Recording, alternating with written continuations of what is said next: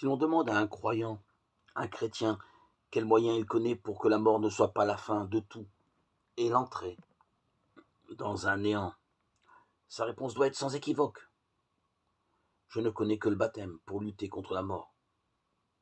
En effet, chaque fois que nous célébrons le baptême, pour reprendre une image qui nous parle, c'est comme si nous recevions une antidote contre la mort. À la suite de l'apôtre Paul, nous pouvons reprendre cette image de la greffe. Le baptême nous greffe chose Jésus. Ainsi, puisque nous sommes accrochés à lui dans la vie, puis dans la mort, alors nous le serons aussi dans sa résurrection. Et aucune force ne peut s'interposer à cette greffe éternelle. Rien ne pourra nous séparer de l'amour de Dieu qui est dans le Christ Jésus notre Seigneur. Romains 8, 39. Le baptême par immersion est en cela très parlant. Plonger dans l'eau, c'est le sens du mot baptême. Nous ne pouvons plus respirer, nous sommes dans la mort. Mais en sortant, un nouveau souffle entre en nous. Le baptême est une véritable recréation. C'est cela que nous sommes invités à annoncer. C'est cela que j'ai vécu lorsque j'ai été baptisé par immersion dans le lac de ma ville. Ce fut une véritable renaissance, une recréation. J'étais une nouvelle créature. L'ancien homme était mort. J'étais revêtu de l'amour de Dieu et de cette connaissance qui était pour moi une révélation, l'Esprit Saint qui animait chacun de mes mouvements. Ma vie nouvelle aujourd'hui qui est en Christ, je le dois beaucoup à ce baptême, où on ne m'a pas demandé de faire de longues études théologiques, d'attendre 1 an ou 2 ans pour le recevoir. Il fut immédiat, tout simplement parce que j'y avais cru. La transformation aussi fut immédiate, parce que j'avais dit oui à Jésus. Dire oui à Jésus, c'est vivre au cœur de Dieu, c'est vivre en Dieu, pour Dieu, par Dieu. Notre vie est totalement basculée, ce qui a été la mienne, et ce qui est a priori celle de tous ceux qui sont les nouveaux baptisés. Aujourd'hui encore, je vis par cet Esprit Saint qui anime mon quotidien. Je suis édifié, régénéré, constamment.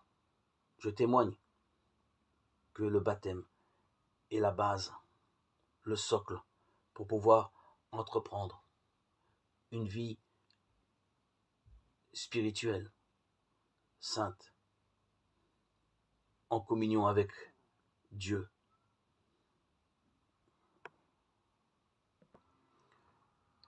L'imaginaire, les philosophies, les littératures n'ont plus de place dans notre conscience nouvelle. Nous appartenons à Christ. Nos paroles, notre gestuelle, notre comportement est tout à fait différent, j'en témoigne. Nous vivons une plénitude, une joie profonde qui n'appartient qu'à ceux qui connaissent le Christ. Et ça ne peut se faire qu'avec le baptême. Pendant des décennies où je lisais secrètement, de manière intellectuelle, l'Évangile avant même d'être baptisé, j'étais toujours dans le doute, l'incertitude, bancale, entre les écrits juifs, où j'étais asservi à la rigueur, à la loi et au commandement, avec un zèle sans pareil, et l'Évangile qui m'ouvrait de nouvelles circonstances, de nouvelles opportunités, me libérait chaque fois que j'en trouvais je lisais le livre, j'ouvrais l'Évangile. C'était pour moi, comment dire, exceptionnel, une sorte de libération, délivrance. Mais malgré tout, je ne possédais pas l'Esprit Saint, je ne le connaissais pas, si ce n'est que parce que annonçait notre Seigneur. Je vous enverrai l'Esprit consolateur. Il a fallu le baptême, l'acte de vouloir être baptisé. Et tout a été transformé. Tout a changé. On ne peut connaître et vivre la vie spirituelle, la vie en Christ, que par le baptême. Demandez le baptême, frères et sœurs, ceux auditeurs, auditrices, vous qui n'avez pas fait encore cet acte, demandez le baptême. Vous trouverez une libération sans pareil. Sans pareil. À toi, Seigneur, tout honneur et toute gloire pour les siècles des siècles.